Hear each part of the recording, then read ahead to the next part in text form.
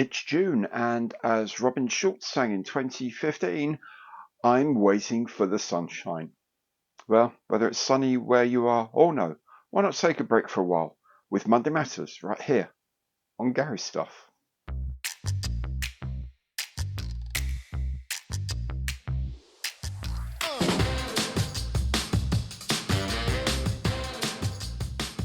Hi, I'm Gary and welcome to Monday Matters, my weekly news show. Now, as usual, I'll be having a look at some of the things that have caught my eye in the news of the week. I'll be catching you up with what I've been up to on my bench, and of course, I'll be talking about this week's featured kit of the week. All these bits come as chapters, so you can hop backwards and forwards as your heart desires. Now, if the show makes you want to see more, then the best thing to do is make sure you've subscribed. And if you do, then hit that bell and you'll be notified of all my new content as it is published. And it's a great way to support the channel without any cost to you. And anything you see on my channel that you like, please do remember, give it the old imperial thumbs up there on the like button below, because every like counts. And if you want to make a more concrete contribution to the channel, you should head down to the information box where you'll find details of all of my affiliate programs and partner programs. So, before we start with the modelling news of the week, I just wanted to mention the passing of William Anders, the astronaut, best known for his Earthrise photo taken from the moon. I was lucky enough to meet Bill on a few occasions, and apart from amazing personality that he had, he was a great pilot. The thing was, I always remembered that he didn't like the Earthrise shot the way it's always published. He liked it with the moon on its side, because if you take a closer look at the Earth with this image, you'll see the Earth is what we conventionally think of as the right way up, with north at the top, South Pole at the bottom, because of course they're in an equatorial orbit, not a polar centric orbit. He also thought that the Earth looks a bit more isolated and that the moon looks a little bit more menacing if you're coming around the side of it rather than coming around over the top of it. So he, in his house, had it printed this way up.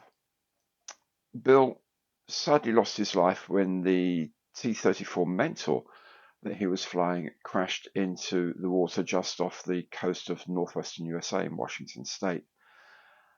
My deepest condolences to his wife, Valerie, to his 6 children. Bill, rest in peace, man. So, let's make a start then and have a look at some of the news of the modelling world this week.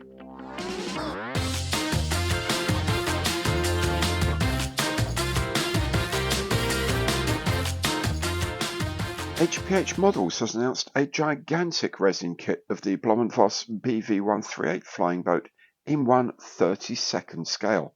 When complete, the kit will have a span of 84 centimetres, that's around 33 inches. And it comes with a launch catapult, an amazing kit, and just the £690 suggested retail in the UK.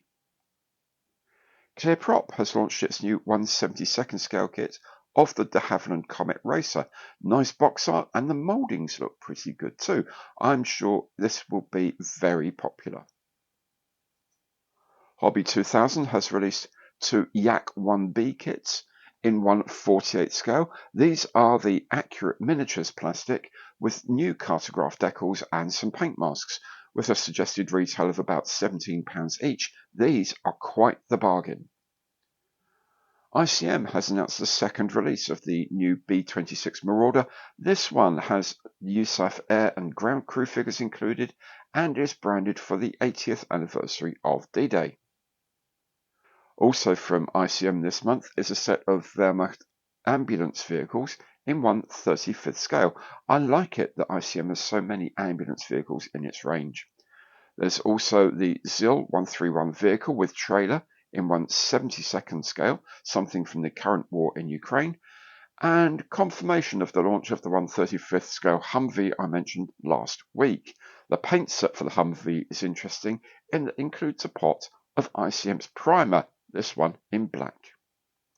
Finally, for ICM this month, there's a set of figures from the World War I Dardanelles campaign British and Turkish soldiers in 1/35th scale. Someone with knowledge of uniforms could tell me if the British figures could be simply adapted to represent the Anzacs as a tribute to Gallipoli. Das Werk has released a 1/35th scale kit of the GFF Eagle 4 vehicle. This can be completed as a camera observation vehicle or a command vehicle, and in one of a selection of German, Irish and UN colour schemes. Border Models has announced a new Panzerbefehlswagen 3 in 1/35th scale. This command vehicle was based on the Panzer III chassis, and it comes with optional metal side skirts. MINIART has this 1/35th scale kit of the Sonderkraftfahrzeug 234 Model 4, armed with a 75mm gun, and the kit comes with a really full interior. MINIART has also released a set of holiday makers in 1/35th scale for your modern diorama. There's even someone with a selfie stick. And finally for today, Trumpeter has shown a new kit of a V2 rocket on an American launch pad in 1/350th scale. This would make the rocket just 4 centimeters tall. Seems a very strange scale to me.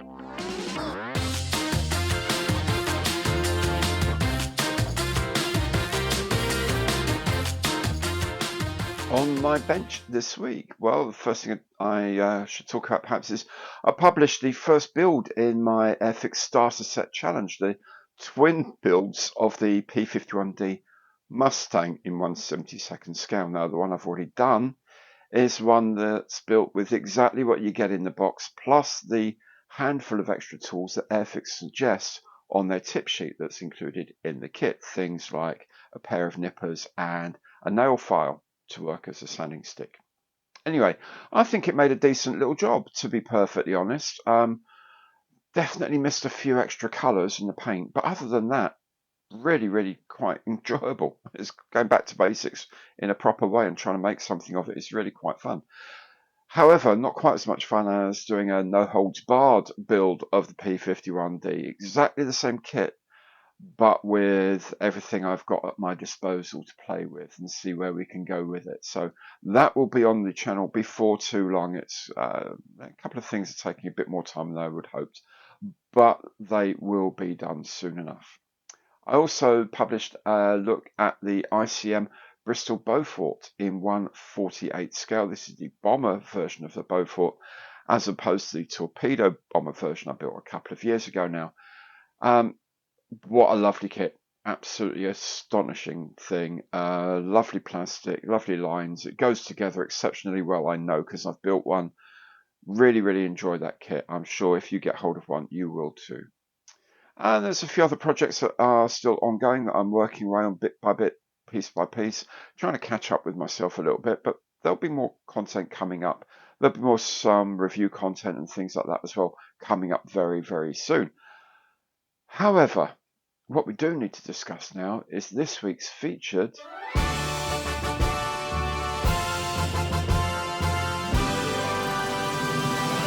hit of the week, and it is the Edwards dual combo set of the P51B or C in 1/48 scale, the D-Day Markings Special Box Set.